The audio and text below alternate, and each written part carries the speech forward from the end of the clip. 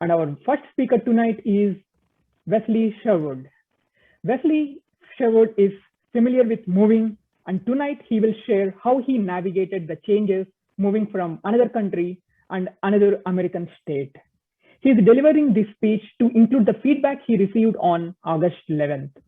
Here is Wesley Sherwood. Life changes consistently. Life changes consistently. Wesley Sherwood.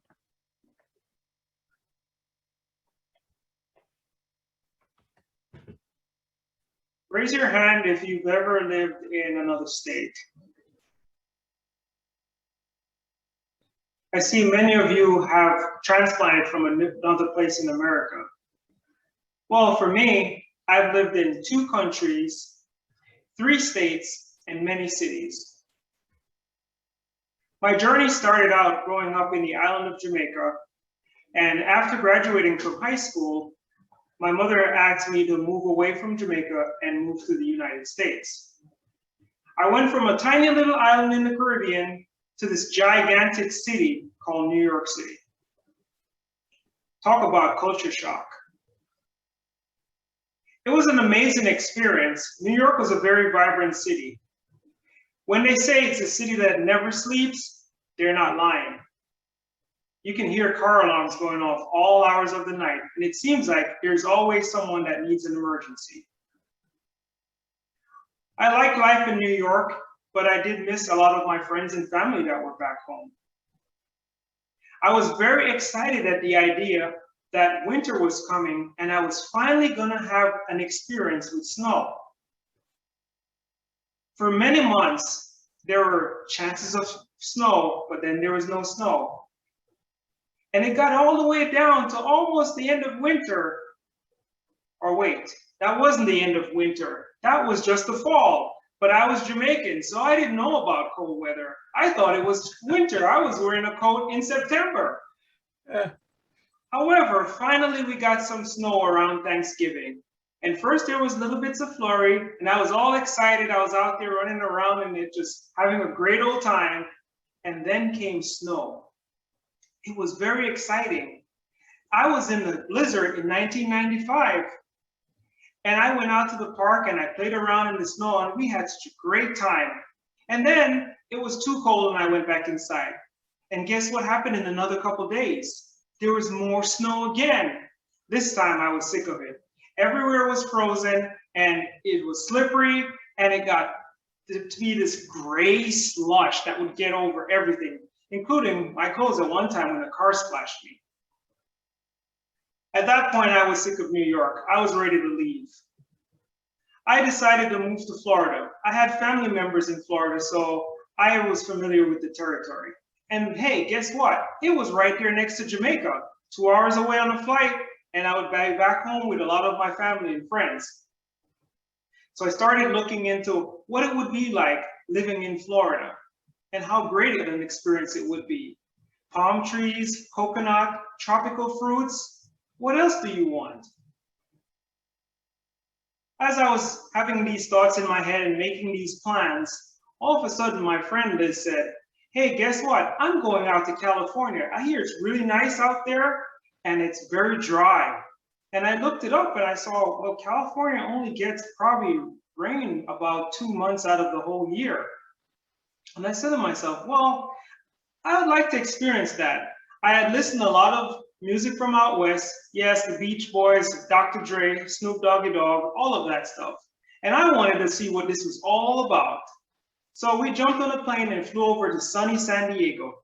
It was about 65 degrees out, and it was just a nice, calm day. The water was a little on the cold side, but I really liked San Diego. It had the Mexican architecture everywhere, and it was just beautiful. The ocean was right there. The mountains were your background. What else could you want? It was after a week of being in San Diego that I made up my mind. I'm moving to San Diego. I'm going to leave New York City and move to San Diego. However, back to New York City, reality kind of set in. I thought about my disadvantages and advantages of living in California versus Florida. Like I said, Florida is tropical weather, you're close to Jamaica, it's wonderful. California was far away, The water was cold and it was far away. Yes, it took 5 hours to fly over to San Diego. And every time you'd leave from San Diego to go to Jamaica, you'd have to fly to guess where? Florida. So you added another 5 hours to your trip. However, I still really like California a lot. So I said, whichever location gives me a job first, that's where I'm going. California came knocking with a job out in sunny El Centro, California. If you've never heard of El Centro, California, you should look it up on the map. It's smack right in the middle of Southern California, in the middle of the desert. I went for a trip out there for the job interview, and when I went out there, it was like nothing I had seen before. It was dry. Yes, it was dry. It was so dry and hot there, the roads were cracked. The signs were faded. And I said to myself, this must be where the sun goes in the wintertime in New York City when I'm freezing my butt off. I drove around the town a little bit more and tried to get the scene of everything. They had great tacos, by the way. And, if you know me, I like tacos. So I'm driving around and I drive outside of town and there's literally, literally nothing. It's like you're on the moon.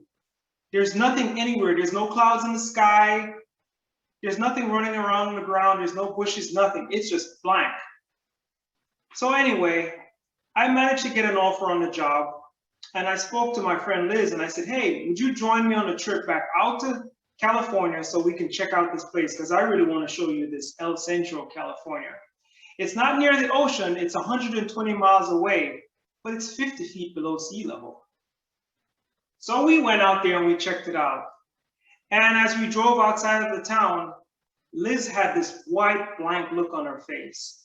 And I said, what's the matter? Why are you saying nothing? And she said, when you said that we would leave the town and we would drive outside and there would be nothing, I said to myself, well, I guess there would be bushes or trees or something like that. But when we drive outside of the town, there is nothing. Nothing at all. What is this place? And I said to myself, this is where I messed up. But anyway, I still volunteered. We moved out to San Diego. We lived out there for a while, but there were some lessons that I learned from the experience. 1, you must always research your goal. 2, you must always have a plan and an actual goal. And lesson 3 is that you should always try to be flexible with your goal because life does change. And if you keep those lessons in mind, you will always find success moving across the country or across the world. Thank you. Thank you very much, Mr. General Evaluator, fellow Toastmasters, and of course, Wesley. I'm looking for you right now. There you are. Okay, Wesley, good. I remember you delivering this speech the first time. The exercise, of course, is to deliver the speech, receive feedback, and deliver it a second time.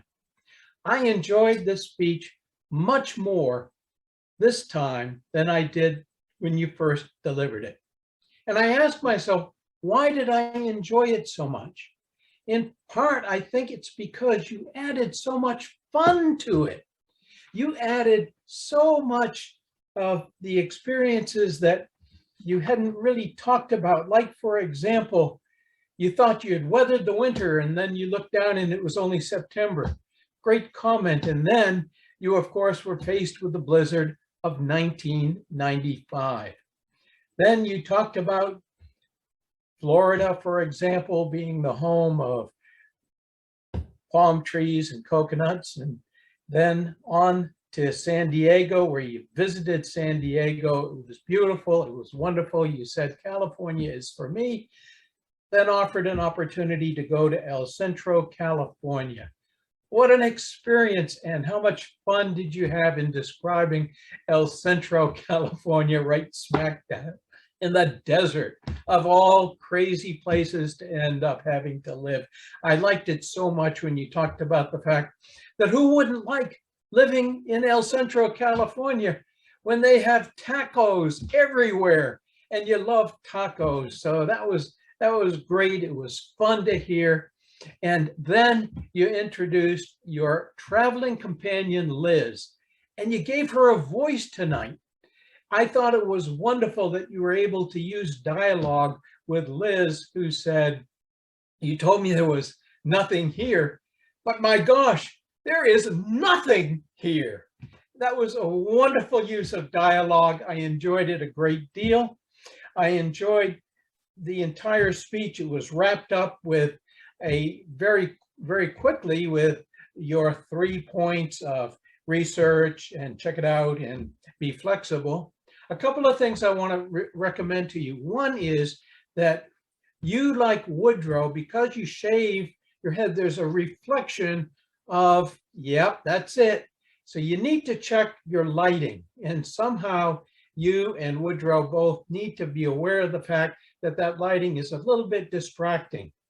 The second thing, of course, is that you ran out of time and you couldn't bring us all the way back to Florida, which would have been nice. You didn't have to say a whole lot, but you might have just been able to comment that after El Centro, California, I came to Florida and I've been here ever since, and I don't regret it for a minute. Some way to bring your traveling experience full circle back to Florida.